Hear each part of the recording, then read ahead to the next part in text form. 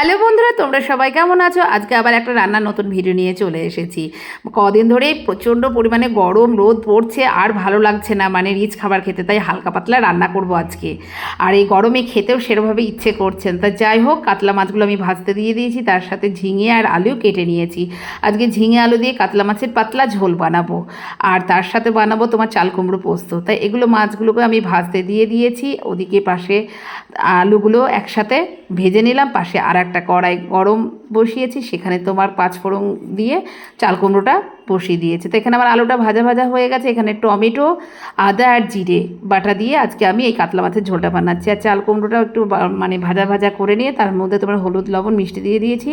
আর এদিকে তোমার ঝিঙেটাও একটু দিয়ে দিলাম, দিয়ে একটু কষতে মানে ঢাকা দিয়ে কষাতে দিলাম। আর এদিকে তোমার চাল কুমড়োটা পোস্ত দিয়ে দিয়েছে, দিয়ে রান্না বসিয়ে দিয়েছি। আর এই বড়িটা কাঁচা বড়ি দিয়েছি আমি, কারণ ভাজা বড়ি দিইনি, কারণ এই মশলার মধ্যে এই কাতলা মাছের আদা জিরে বাটা দিয়ে কাঁচা বড়ি দিয়ে রান্না করে কখনো খেয়ে দেখো, দারুণ স্বাদ হয় আর খেতেও দুর্দান্ত টেস্ট হয় বড়িগুলো। আর বড়িগুলো খেতে সত্যিই খুব ভালো লাগে ভাজা বড়ির থেকে। তা এইভাবে আজকে আমি কাতলা মাছের পাতলা ঝোলটা বানিয়েছি। আর তার সাথে তোমার এদিকে চাল কুমড়ো পোস্তটা আমার হয়ে এসেছে বন্ধুরা।